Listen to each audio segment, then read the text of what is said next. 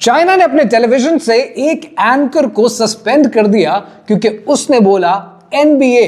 कहानी क्या है, आइए समझते हैं। सन 2010 में चाइना की गवर्नमेंट ने एक हुक्म दिया कि टीवी पर एनबीए, जीडीपी, डब्ल्यूटीओ बोलना मना है। क्यों?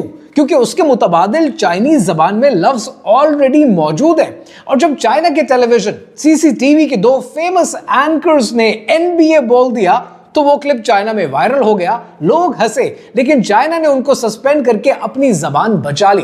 अब देखते हैं पाकिस्तान की जानिब।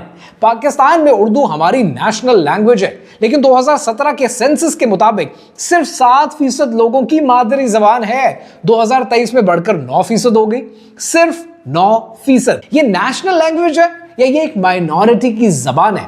इसीलिए आप देखते हैं कि रात 11 बजे ज्यादातर कॉमेडी शोज टेलीविजन पर पंजाबी में होते हैं। और यहां एक नया पैराडॉक्स भी पैदा हो गया, and that paradox is Urdu rap. Talha Anjum 2024 में पाकिस्तान में मोस्ट स्ट्रीम्ड आर्टिस्ट बने। 24 करोड़ से ज्यादा उनके स्ट्रीम्स मौजूद हैं और उर्दू का रैप इतना पॉपुलर हो गया जितना कभी नहीं हुआ।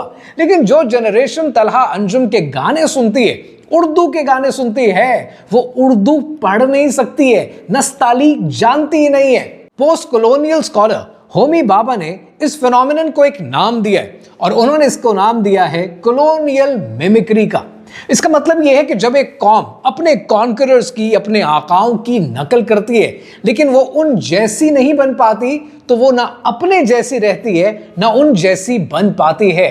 टाइम मैगजीन ने 2023 में लिखा है कि नस्तालीक स्क्रिप्ट यानी हमारा 600 साल पुराना राइटिंग स्टाइल ये इतना कॉम्प्लेक्स है कि डिजिटल प्लेटफॉर्म इसे सपोर्ट नहीं करते। तो हमने क्या किया? हमने आप कैसे हैं की बजाय आप कैसे हैं ये लिखना शुरू कर दिया।